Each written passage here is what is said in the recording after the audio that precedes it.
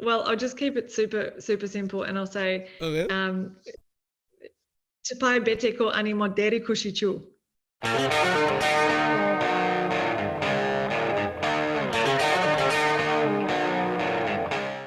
3, 2, 1. Welcome to Sydney Reflect, Stephanie. Thank you. Thank you for having me. It's a pleasure for us to have you. Thank you very much for accepting our invitation at first. I was just reading through your book actually. It took me like 3 days to read this. So we're here to talk about this, 7 women, because I am from Nepal myself. So looking at this story, knowing this story has inspired me in a lot of ways, and I think sharing this in our podcast would help inspire the Nepalese youth out here and back in Nepal too. So tell us a little bit about what is 7 Women, how did it form, and why did you choose to do this? Sure. So first of all, thank you. And I love Nepal. I love Nepalese people, and I've been to Nepal over 35 times now. I think it's about 36 times. So that's a lot. Right. And I went there first when I was 19, just out of high school. And I went there really wanting to learn about the world. I wanted to make a difference, and I wanted to travel overseas to a country where I could, do one of those volunteering trips, but I didn't really know what they were. So anyway, I signed up to this trip through an organisation called the Duke of Edinburgh, and I went over to Nepal as a volunteer. And there were a few different projects in the villages, and we stayed in 2 villages. One was near Pokhara called Sarung, and the other one was Nagakot, called Yep. Sudal.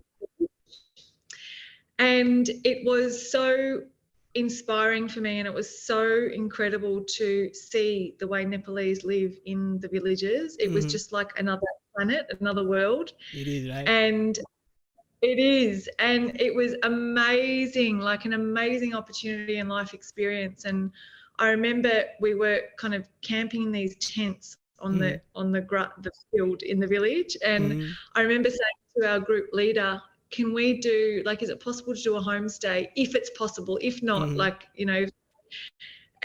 then some of the families in the village really wanted to do that. So I remember staying with this family in the village in Nagakot, in Sudal village, and it was just like the generosity, the hospitality that they have in these places was just incredible. And coming from a place like Australia, obviously, some of the people in the villages have a lot less than we do here, but they were so generous and so willing to give us, everything that they had and be hospitable. So that really transformed me and impacted me. And I just remember leaving the airport at the end of the trip. I think a lot of people cry when they leave Nepal because they've had such an amazing experience. Like, they love it so much, and it's quite it's quite a random country, and a lot of funny things happen, and you meet a lot of great. So anyway, that is I'll kind of shorten my story a little bit because it can be very long, because I love Nepal. I can talk about it for a very long time. Yeah. But I left Nepal on that trip, and I was asked back to co-lead a tour on the next trip when I was 22.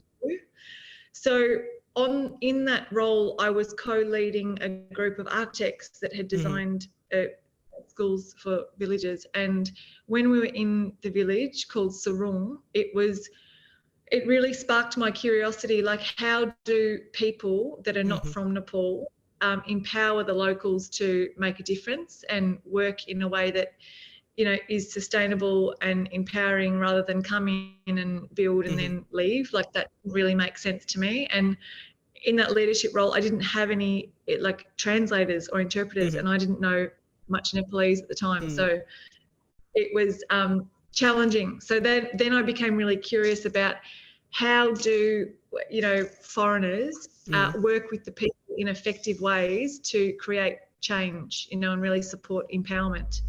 So anyway, how 7 Women began was one of the last days on that trip. I was walking down, one of the back streets of Kathmandu, and I saw a woman who was very physically disabled, and she turned into a tiny little, tin shed gate, and in that tin shed I poked my head around and had a look to see what she was, where she went.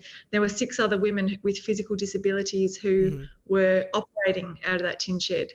and one of them, Sangita, spoke broken English, and she told me that these women had come from different remote village areas, and that because of their physical disabilities, they found it really hard to sell the products that they were making and find someone who would have them in their building, a landlord where they could rent, because they thought that they would bring bad luck if they were in that building. So coming from a place like Australia, that was really confusing for me. I thought, oh, that's horrible, you know, that these women would have to face that. So that's how Seven Women began. I had $200 and I was about to leave Nepal, and I thought, how can I help with this tiny bit of money, you know, before I leave Nepal, and help these women just basically get their basic needs, like a basic place to sleep and that sort of thing. That's how it started. And what was the journey like? Like, what were some of the difficulties that you faced through during this time when you were trying to form the Seven Women? Let's say for the first like 4 years of time, because Nepal is a place where it's too much political. It's hard to make people understand when you're doing something different, if you're trying to change something. So what was your journey like trying to form Seven Women there?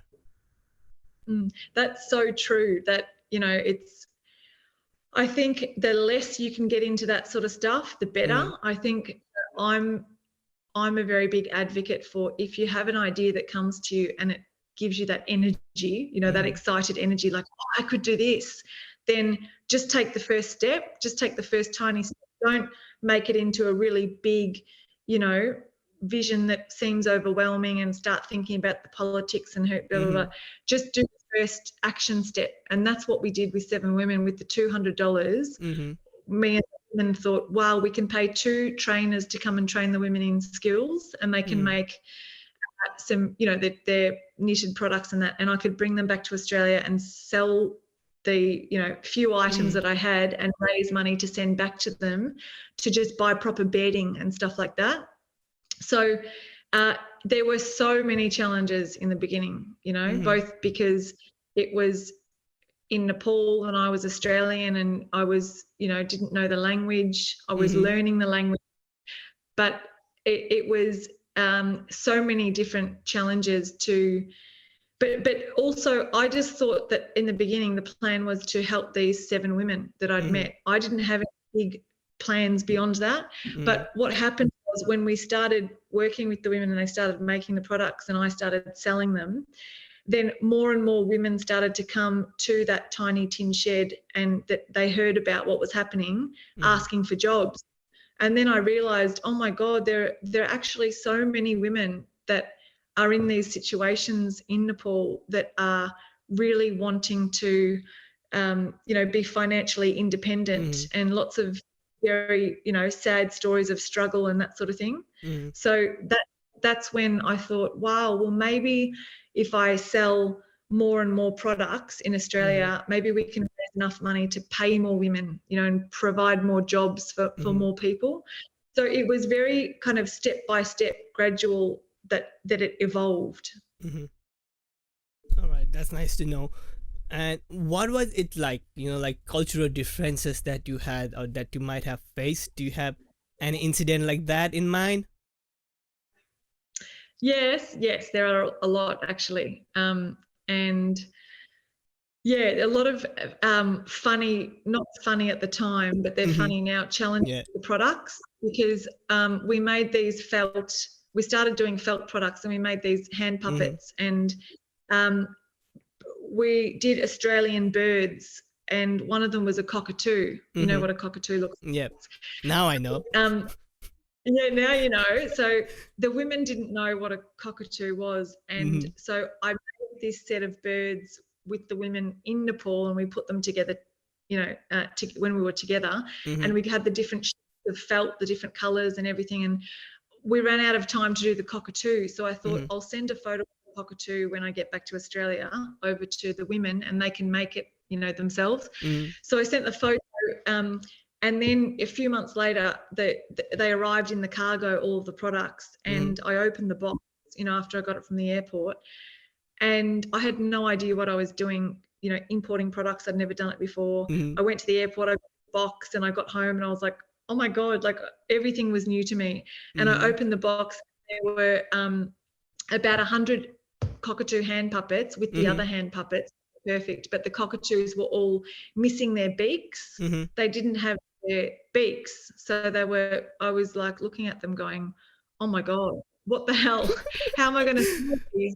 How did they forget their beaks? But then I looked at the photo that I'd sent to the women, and I'd taken the photo of the hand puppet against a black tablecloth background. So the beaks were flashed, against the background. So because the women didn't know that they were birds and they'd never seen a cockatoo, they didn't see the black beak because it was against the black background. So lots of funny little challenges that happened, and also very different ways of doing things in Nepal on certain topics. So I think it was just very important for me to understand and ask what the women were thinking, and just communication was very important early on.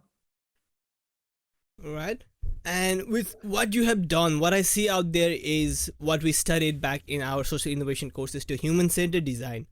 So instead of, I read your book, and in most of the times you have also talked about things like how you should actually go out there and ask women what do they actually need, instead of thinking that I should have done this or this should be done.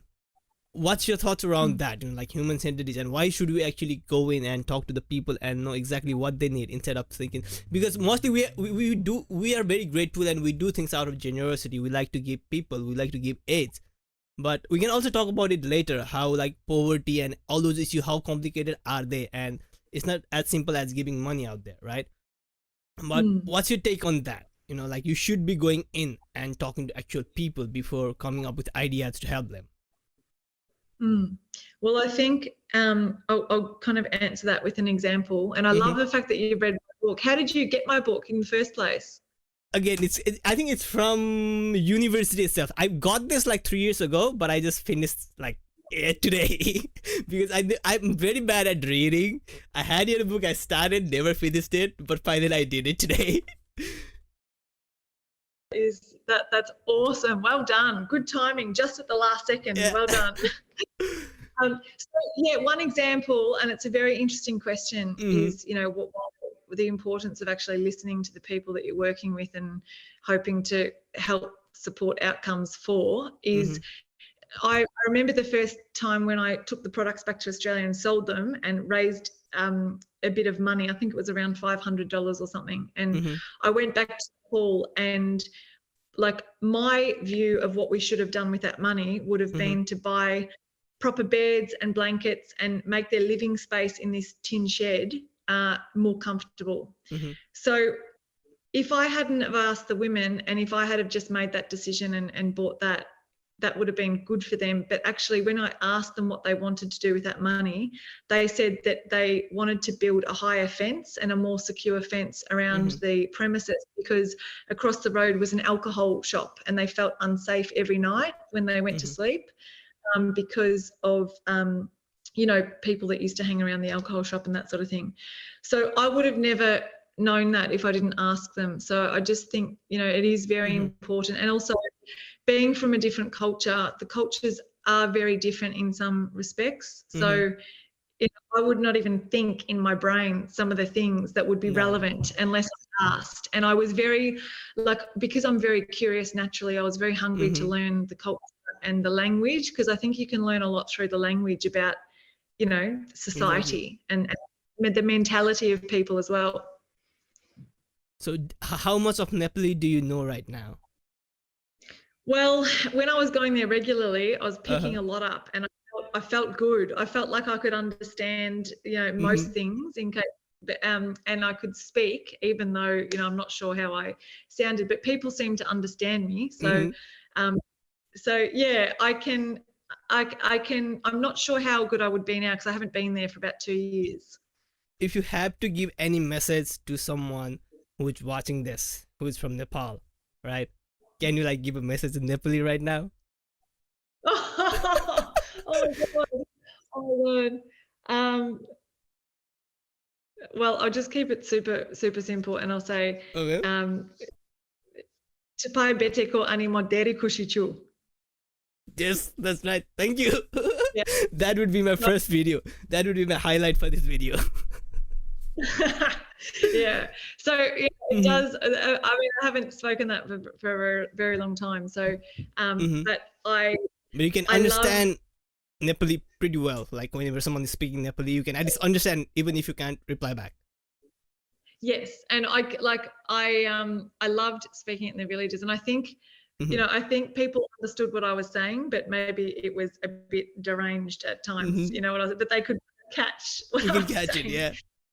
It's Yeah, yeah. always fun being in those villages, because true Nepal, in order to see true Nepal, I think you need to go out of Kathmandu. Kathmandu, Mm, Kathmandu is just too overpopulated and it just contains like major heritage site. But if you want to mm, meet like true people, true culture, it's going out there in those villages and seeing the because the lifestyle there is completely different.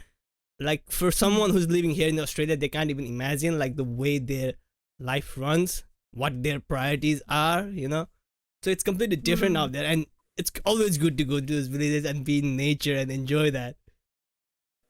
it is, yeah, and I think also there's a very beautiful. I mean, I know there's different society constructs of Mm-hmm. cultures that are passed down, and some of them are amazing, and some of them, kind of limit people's potential and Mm-hmm. are a bit, discriminatory in every culture. I think we have those things, but I think there's an amazing kind of innocence and naivety Mm-hmm. and incredible human spirit that you can see Mm-hmm. in the village that is very alive. It hasn't been hijacked or damaged by the Western Yeah, influence too much. The TV and so exactly. it's very refreshing to be able to go and to see that incredible spirit in the people.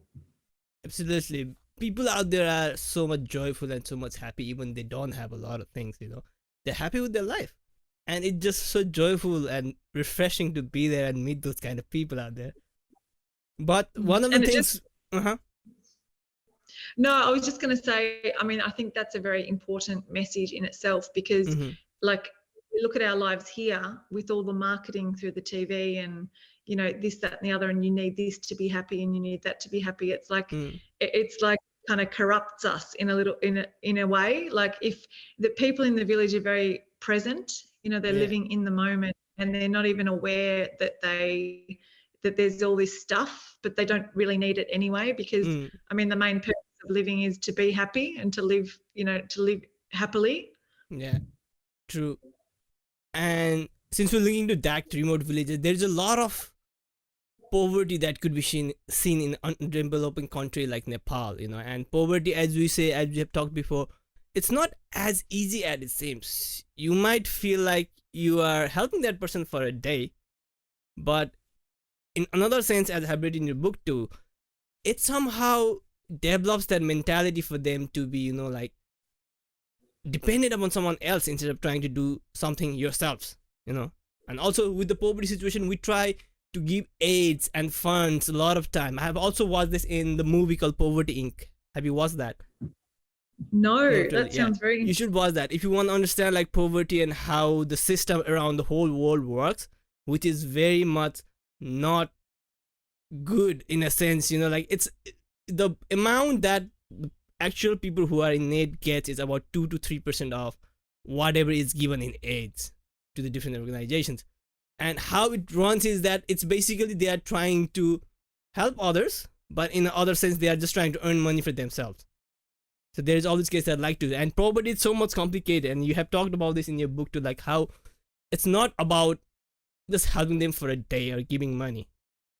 It's more about like realizing how you can empower them.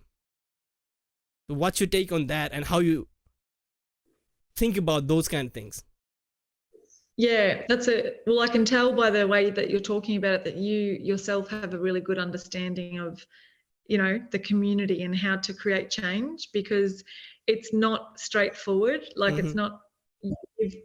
it's not even, even when you're empowering people and building skills and capacity, it's still, and, I don't want people to take this the wrong way, but Mm-hmm. someone's life can transform from from very little struggle to them earning money and having incredible opportunity. And it's, you know, it changes between person to person. Some people kind of don't appreciate that, or they forget where they came from, and others will be so grateful, you know, and they'll really appreciate it, and they'll just want to share it with other people in their villages and in their communities.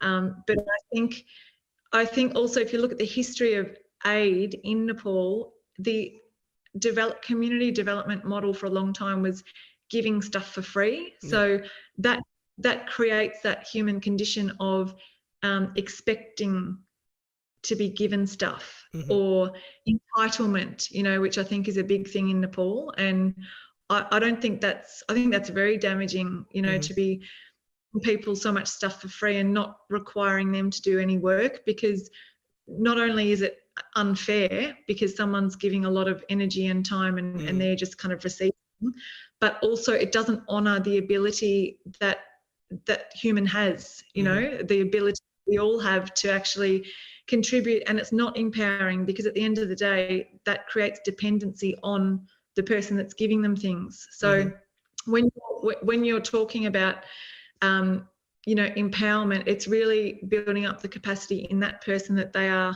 free and that they feel capable on their own to, you know, to do things and to create the life they want.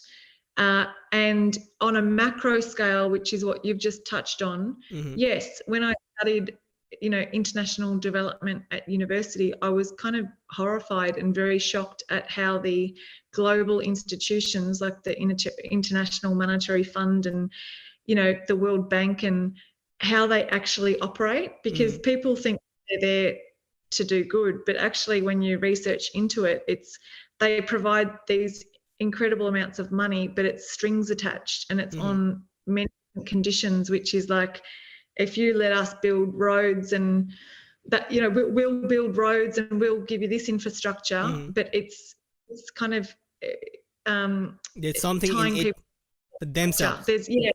Yes, exactly. Yeah. So it's like those countries then are in debt to, which is that power imbalance is really detrimental to the country's own self-determination. True.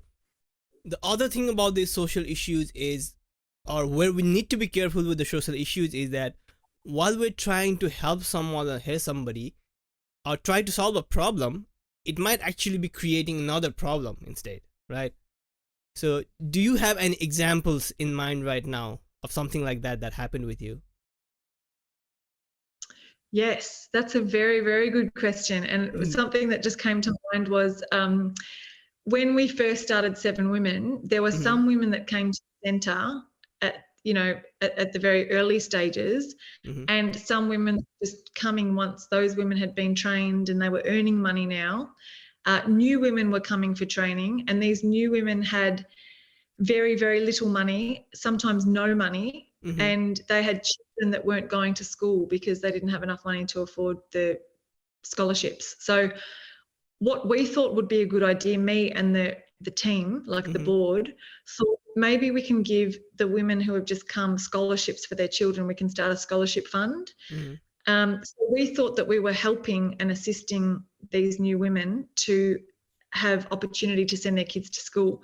But actually it did create another problem, which was the women that started with us, some of them said, hang on, but what about my kids? Like, they're getting scholarships. What about my children? But in our minds, it was, well, they're earning enough money now to pay for their own children's school fees. So we're actually giving scholarships to the new women that can't afford it yet. But it did create that a little bit of a dynamic between the women that was not what we wanted to create. You know, we wanted everyone to support each other. So, yeah, it was a very interesting learning. And then after that, we just really worked hard to get the women trained into a stage where they could earn their own money, so they could pay for their families' needs, you know, so we could pay them a good wage and they would be able to manage that themselves. Absolutely. And that's what I've learned so far about the social issues too. Like, it's not about giving them, you know, relief for a single day. It's about, like, somehow, it's basically the old phrase of, don't give a man a fish, but teach a man how to fish, right? It's basically that concept. And I think this all somehow, the way I can see it, like how we can deal with these things, is where comes in social entrepreneurship. It's like a part of social innovation, and social innovation is a very broad topic in itself. That's what I've studied, and social entrepreneurship is just a part, right? And where I see is social entrepreneurship could be the way to to make the business self-sustainable and to also solve issues at the same time. So what's your experience around social entrepreneurship, and why do you think would we need it more in future? Well, I think social entrepreneurship is a term for someone who has an idea, a business idea that generates income, and there's a social cause, like there's a goal for the business that's greater than oneself, greater than just, I want to earn money. And I think all businesses are needing to think like that these days, because the world needs it. And I think, you know, if you're just in it for yourself, that doesn't really lead to fulfillment. I think people are looking for more fulfillment these days. So yeah, social entrepreneurship is just a fancy word for someone who has an idea and wants to start a business, and social enterprise is a fancy term for the businesses that have, you know, that support people in the business and that maybe have positive impacts on the customers or on the people working in the business. So but it can be a lot more challenging to start a business like that. The traditional business model can be a lot easier because you can buy products that are already made for you know, wholesale price and just sell them. So all you have to focus on is just, you know, getting the products and selling them to the market. When you're doing a social enterprise, it involves a lot more. But do you think it is a way to look forward, or to, you know, like to develop? Because I had this idea, you know, like when I was studying social innovation, which was basically going to like every village and finding what people are skilled at, or what skill do they have, or what are the basic skills we can teach them, and form a social entrepreneurship around that in that village, and do the same process in the next village, and so on. And I think you're already doing that with 7 Women and our hands-on development tours, right? And cooking classes too. Maybe give us a little bit of more information around that, you know, like your hands-on development tours. Sure. So we started with the manufacturing business in Nepal, and that kind of grew as more women came to be employed. And I started wholesaling the products with a team of volunteers. There's about 50 volunteers here who sold the products wholesale to about 200 shops around Australia. And then we started selling to Europe and exporting directly from Nepal. So after about 6 years of that business, we thought, I mean, we're still doing it now, but we thought, what's another skill that we can make available to the women, because not all of the women are interested in making products. So we thought maybe we can do exactly what you were just saying, like let's look at the skills of the women that are coming to our centre. Yes, some of them already can knit, and we provide training for that, but what about women know how to cook as well? So why don't we start cooking classes, and they can share their Nepalese culture to tourists that come to Nepal to learn about the culture. So we started that in our centre, and we had 2 small kitchens, and the groups loved it. So we partnered with a few tour companies, and they became bigger and bigger, and it too big for our kitchen. So then we raised money to build there was like a chicken pen out the back, like a shed, and maybe we can renovate that into a kitchen. So we did that, and it could host, you know, up to 25 people in the class, and we had about 150 people some days at the centre learning about our work, but also doing the cooking classes. And when they did the cooking classes, you know, sometimes they'd buy the products from our shop. So it was a really awesome little enterprise, and the goal for us was to become sustainable in Nepal. So they could generate enough money in Nepal to sustain themselves, and they wouldn't be reliant on me fundraising in Australia for, you know, the rest of my life. So yeah, so that was really, really good, and it was actually on track to be 100% sustainable just in 2019. So now we've had to adapt and change a lot, because overnight the tourists stopped. So So, and we had just launched our guest house in Kathmandu time. So we paid rent on this building that was like an empty shell, and we renovated it, and it's got 8 rooms, and it's in Lazimpat. Lazimpat. Yeah, that's right. Also, Lazimpat. Yeah, so we've made a cafe too, and a little cafe garden for that. So that's kind of the third social enterprise. And then the fourth is what you mentioned before, which was my tours. So I had a tour company where I was taking high school students and university students and people from organisations like Rotary across to Nepal and leadership organisations to do 10-day cultural immersions, and was employing our staff in Nepal to facilitate those tours. So I love your idea. I love how you had that idea to go to the villages and see what the skills were of the people, because that's a great starting point where you can create from there. Exactly. It is all based on human-centered design approach and design thinking approach. That's basically what we learned during our uni days, and it seems like a great way to actually utilize it to actually solve the problem. And somehow, because of studying social innovation and looking so much into social entrepreneurship, I somehow believe that social entrepreneurship is a great way to solve social issues, especially when you go to a country like Nepal. Because basically what we're trying to do with social entrepreneurship is empower the people there to be self-sustainable. And then the social issues get solved, because it's the people involved themselves who will figure out what is wrong and how does it work. So I believe social entrepreneurship is the next thing we should all be looking into. Alright.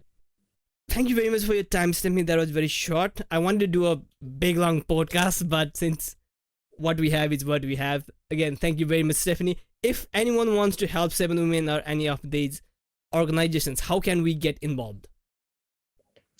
Well, I'm always working with interns here, because I love to work with different people, and there's a lot of things that I manage here in Australia to help raise and to help with the technology side of things. And also there's a documentary screening. A documentary was made about our work last year, and we're launching that documentary at the end of October on the 21st, 22nd, 23rd.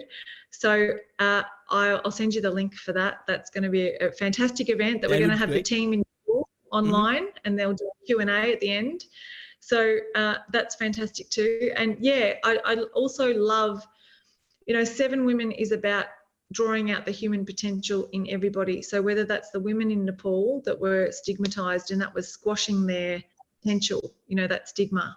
And some of them even started to believe those things about themselves. So that's what activated me to help in the first place, because I think we all have this incredible life force and so much potential and so many God-given gifts that we can use to contribute to society, that whether it's women in Nepal or the volunteers or the interns, that's our vision. So if we can help international students here in Australia get some experience and, me as a reference or that on their resume to help them get a job in their area of interest, then I'm very, very happy to do that.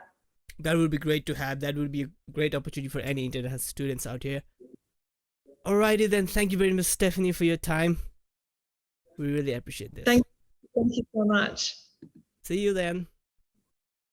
If you like this video, hit subscribe. You can listen to the full podcast in YouTube, Anchor, Apple Podcasts and Spotify.